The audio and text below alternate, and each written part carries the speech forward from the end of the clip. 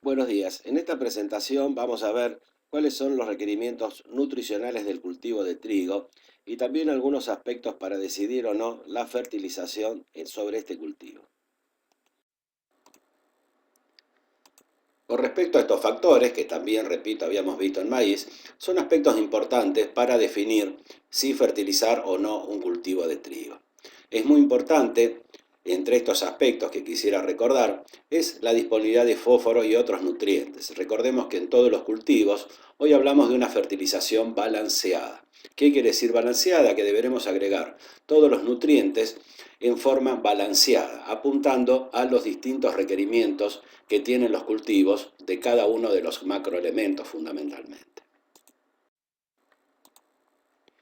Una deficiencia de nitrógeno se observa fundamentalmente primero en las hojas más viejas. Recordemos que el nitrógeno en la planta es un elemento muy móvil y por lo tanto, si hay alguna deficiencia, el poco nitrógeno que haya irá a hojas más nuevas, más jóvenes y primero amarillarán las hojas más viejas. Recordemos que finalmente el nitrógeno va a la formación de proteínas fundamentalmente en el grano. De allí la importancia. Y también recordemos que habíamos visto como muy importante el nitrógeno para la etapa de macollaje y encañazón. En estas etapas, por ejemplo en macollaje, una mayor disponibilidad de nitrógeno originará un mayor número potencial de macollos. Y en la etapa de encañazón, lo que va a producir fundamentalmente va a ser una menor mortandad de estos macollos formados en la etapa previa. El segundo macroelemento muy importante para todos los cultivos en general y para el trigo en particular es el fósforo. Generalmente un cultivo de fósforo, un cultivo deficiente en fósforo, mantienen un color verde más oscuro que las plantas que están adecuadamente nutridas. En este caso estamos viendo a la izquierda un menor crecimiento del cultivo por esta deficiencia.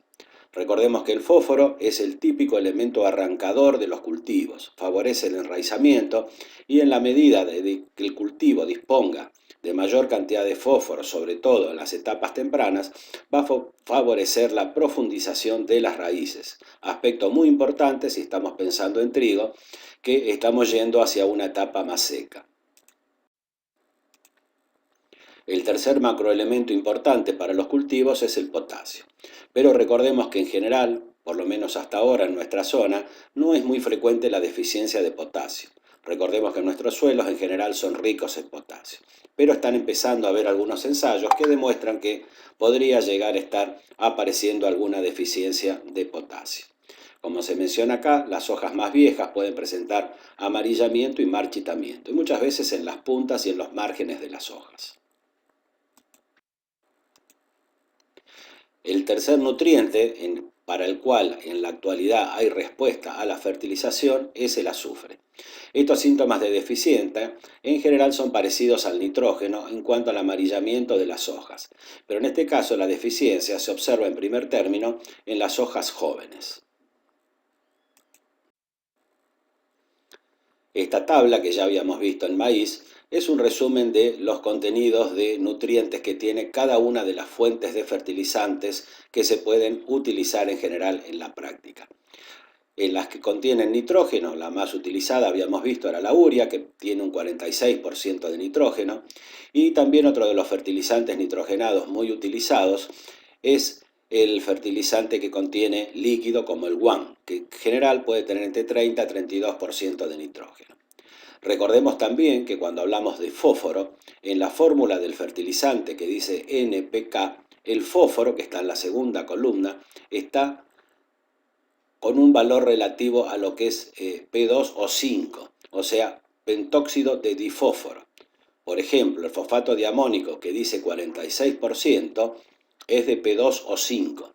Enseguida vamos a ver cómo transformar ese 46% de P2 o 5 a fósforo elemento, que es lo importante para tener en cuenta en el cálculo de la fertilización.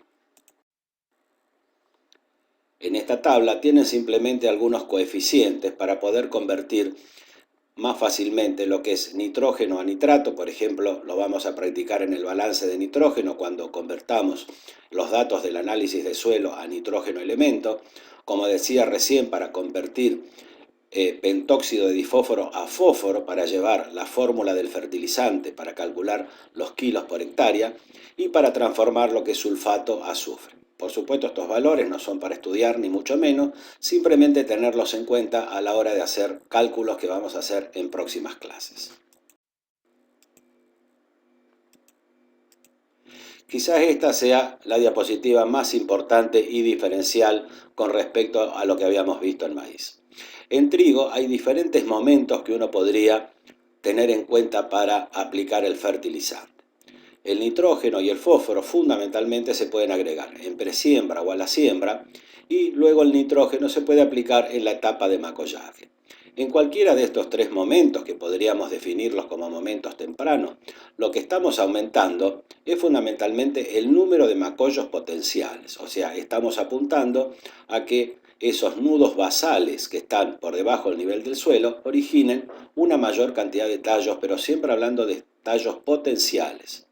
Por supuesto, también estamos actuando sobre la etapa de doble lomo espiguilla terminal, donde se va a diferenciar mayor cantidad de espiguillas por espiga, también potenciales, y también mayor cantidad de flores por espiguilla. La observación que podríamos ver en un lote con una alta dosis de nitrógeno o con una buena fertilización nitrogenada va a ser una mayor área foliar y el color verde más intenso. Recordemos que el nitrógeno actúa favoreciendo la clorofila y en este caso el color verde será más intenso. Una fertilización en macollaje, pero más tardía, tendiendo hacia el final del macollaje, ya estamos actuando mucho más directamente sobre lo que son los macollos finales o lo que hablamos siempre de supervivencia de macollos. También, si estamos justo ahí entre doble lomo y espiguilla terminal, sobre espiguillas por espiga potenciales y mayor número de flores por cada una de esas espiguillas. Si estamos en una última etapa aplicando más dentro del periodo crítico, o sea, a partir de hoja bandera, podría ser espigazón, en este momento ya prácticamente están definidos casi todos los componentes de rendimiento, los componentes numéricos de rendimiento. Esta aplicación, utilizada muchas veces en trigo para producir un trigo de alta calidad, apunta fundamentalmente a tener mayor porcentaje de proteínas y aumentar fundamentalmente algo lo que es el peso de los granos. Recordemos que en este momento ya el cultivo está muy avanzado y la única forma de hacer estas aplicaciones es haciendo aplicaciones foliares al sistema foliar de la planta. Finalmente, entonces, todo lo que apliquemos a partir de hoja bandera actúa sobre peso de grano y calidad, y todo lo que mencionamos al principio a través de mayor número de macollos, mayor número de espiguillas o mayor número de flores por espiguilla son los componentes de rendimiento que apuntaban fundamentalmente a lo que era el número de granos. En esta diapositiva estamos viendo la diferencia entre lo que llamamos un lote testigo, o sea, no fertilizado, con baja disponibilidad de nitrógeno, y la gran diferencia es un cultivo con alta dosis de nitrógeno. Lo que estamos viendo en este momento que es una mayor área foliar, o sea, un cultivo más folioso, y un color verde más intenso. Y si observamos el entresurco, vemos que llegó antes al IAF crítico, ha llegado a cubrir el entresurco de manera más temprana. Mientras que en el testigo vemos todavía el suelo, o sea, el cultivo no ha alcanzado todavía a interceptar el total de la radiación incidente sobre este cultivo.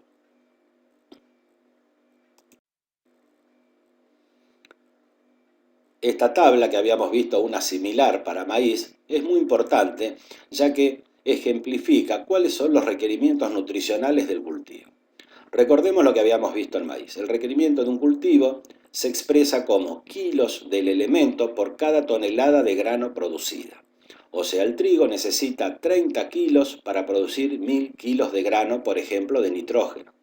Si recuerdan de maíz, era 20. Maíz requería 20 kilos por tonelada. El trigo, que tiene un poquito más de proteína, requiere algo más. De esos 30 kilos por tonelada de grano, el cultivo, los granos, se llevan el 66%. Según autores puede llegar a ser el 70 o hasta el 75%.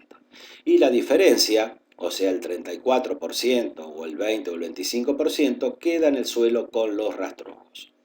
Para fósforo el requerimiento es de 5 kilos de fósforo por tonelada de grano. Acá donde tenemos que tener en cuenta la conversión de cómo vienen expresados los fertilizantes. Acá estamos hablando de kilos de fósforo, es distinto a kilos de P2 o 5.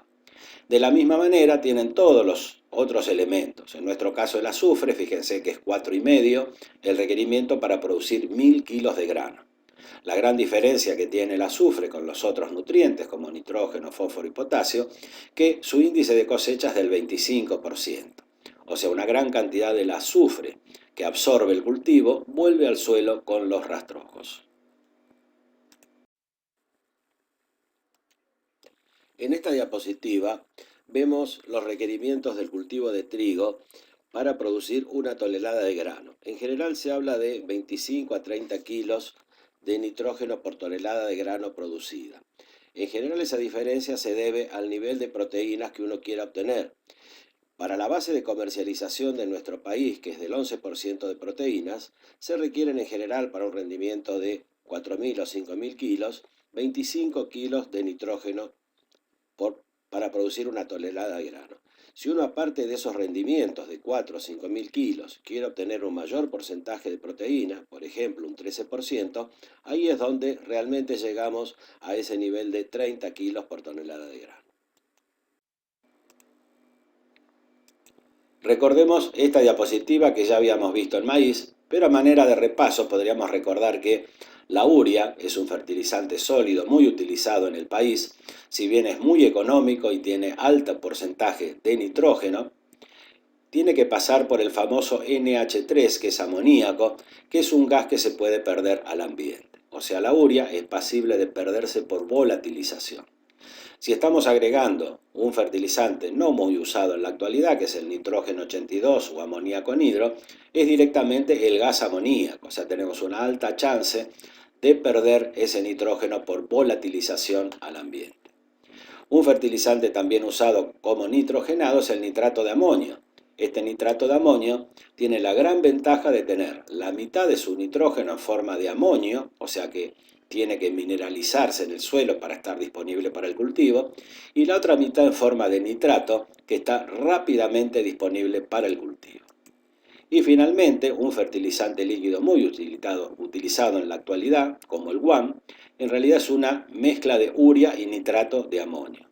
El 50% está como urea, que también podría llegar a perderse por volatilización al ambiente, y el otro 50% es nitrato de amonio, o sea, comparte las ventajas que mencionábamos recién para el nitrato de amonio. Si uno quisiese comparar dos sistemas de labranza, veríamos en la primera parte de estas dos curvas que al no haber remoción de suelo, que es lo que ocurre en la siembra directa, con bajas dosis de nitrógeno, el rendimiento sería superior en sistemas de labranza. En la medida que nosotros vayamos aumentando los niveles de nitrógeno, veríamos que se incrementarían los rendimientos en un sistema de siembra directa. A manera de repaso, estamos comparando en esta gráfica los requerimientos nutricionales de los 5 cultivos que vamos a estudiar. Como habíamos dicho en maíz, recordemos que los cereales tienen menor requerimiento por tonelada de grano porque tienen menos cantidad de proteínas comparado con la soja y el girasol. En su momento habíamos dicho, por ejemplo, para nitrógeno, que la soja requiere 4 veces más nitrógeno que lo que requiere, por ejemplo, un maíz. Recordemos que en nuestro caso, que estamos viendo trigo, el trigo requiere 25 o 30 kilos de nitrógeno por tonelada de grano, 5 de fósforo y 19 de potasio. No está graficado el azufre, que es parecido a fósforo, que es alrededor de 4,5 kilos por tonelada de grano. Esta gráfica, que ya habíamos visto también en maíz, indica lo que es el índice de cosecha del nutriente. Por las dudas, recordemos que el índice de cosecha es la cantidad del nutriente que se llevan los granos, que se exporta del lote. La diferencia es la que queda en el suelo con los rastrojos. Por ejemplo, si hablamos de un índice de cosecha de nitrógeno, en el caso de trigo, del 66%, esto quiere decir que el 34% vuelve al suelo con todo lo que sea la masa del cultivo, tallos, hojas, vainas, restos de macollo y todas las estructuras de la espiga que quedan en el campo. En esta gráfica estamos comparando la famosa correlación negativa que hay entre rendimiento y calidad, o sea, lo que sería el rendimiento con el contenido proteico. La curva azul representa lo que sería la ley de los incrementos decrecientes o lo que serían los rendimientos decrecientes. En la medida que aumentamos la dosis de nitrógeno, las dosis van siendo cada vez con un menor incremento en lo que es el rendimiento. Y en esa zona 1, que está en azul, es donde realmente visualizamos la correlación negativa entre el rendimiento y la proteína. A medida que aumentamos las dosis de nitrógeno, ya cuando los rendimientos aumentan en menor medida por cada dosis de nitrógeno agregado, es donde realmente estaría aumentando el nivel de proteínas. Esta tabla, que volveremos a ver en el estándar de comercialización de trigo, vemos realmente cuál es la base de comercialización en nuestro país del 11%. También veremos después que en la medida que el porcentaje de proteína sea mayor a ese 11%, recibirá una bonificación del 2% sobre el precio. Y en la medida que sea menor, de acuerdo a esos porcentajes que figuran en la tabla, recibirán descuentos en la calidad comercial. A manera de resumen de todo lo visto, vemos cuáles serían los aspectos más importantes para lograr un mayor porcentaje de proteína y así poder obtener un sobreprecio en el mercado. Primero y muy importante es la elección de la variedad, del cultivar. Ya hay cultivares que presentan genéticamente una alta cantidad y calidad de proteínas. De eso lo vamos a ver luego en calidad panadera, están agrupados en nuestro país en 3 grupos. También baja sensibilidad a granos panza blanca, sembrar el trigo en suelos que tengan alta fertilidad y fertilizaciones tardías. Acá dicen macollaje y en antesis, pero bueno, en general se apunta a fertilizar desde hoja bandera, antesis y en piga embuchada. Por supuesto, buen control de todo lo que sea malezas y enfermedades de hoja, cosecha en fecha adecuada para no tener que demorar la cosecha y que los granos pierdan calidad. Las temperaturas de secado no deben sobrepasar los 55 a 60 grados. Recordemos que cuando aumentamos la temperatura de secado, estamos afectando lo que es el gluten. No es un simple problema de desnaturalizar proteínas como en otros granos, sino que acá estamos afectando las propiedades físicas que tiene el gluten. Y por supuesto, un buen almacenaje con las 4 propiedades típicas que tiene el almacenaje de los granos: seco, frío, sano y limpio. Bueno, eso es todo. Muchas gracias.